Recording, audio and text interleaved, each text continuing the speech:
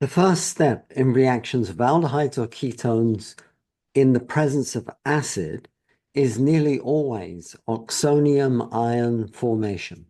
Formation of oxonium ion makes the carbonyl into a better electrophile. So for instance, it can be attacked by a primary amine.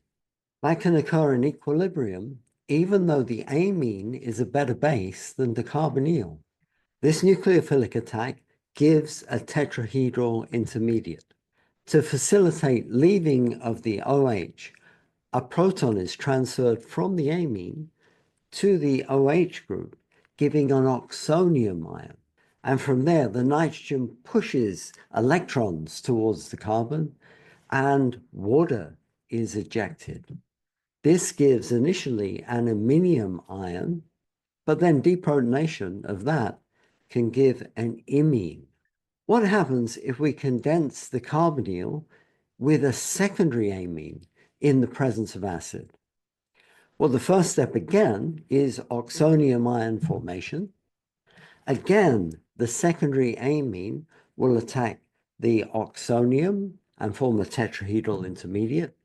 Proton transfer results in an oxonium ion. And then that push by the electron pair on nitrogen breaks the CO bond to eject water again. That gives an iminium, but there's no proton to be lost from the nitrogen. And the reaction will stop there unless the carbon attached to the iminium carbon has a beta hydrogen.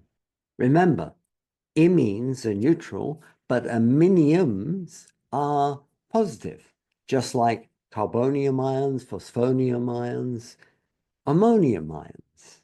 All these ions that are positive are given the suffix IUM. How about we take a ketone, acetone, and condense it with a primary amine? Oxonium ions form, and then these are attacked by our amine nucleophile. Same old story.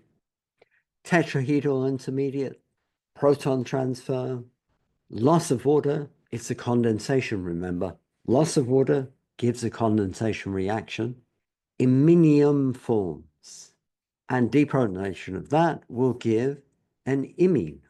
Now that imine has a beta hydrogen. So in the presence of acid, something special can occur. In reaction with any base in the system, the strongest base around, it could be another imine, abstracts that proton and the electrons flow into the iminium positive charge on nitrogen. This gives a hybrid, half amine, half alkene. So we call that an enamine. Conversion of imines to enamine forms under acid catalysis is a form of tautomerization. Formation of enamines from secondary amines and ketones or aldehydes with a beta hydrogen is inevitable because when the secondary amine condenses with the carbonyl, then an iminium forms, but we can't deprotonate on nitrogen. So the deprotonation occurs on that beta hydrogen to give an enamine. So there you have it. Imines form from primary amines and aldehydes or ketones. Secondary amines condense with aldehydes or ketones to give iminiums unless there's a beta hydrogen. If there's a beta hydrogen, this is abstracted to give a stable enamine. Under acid conditions, imines with a beta hydrogen can tautomerize to give enamine forms.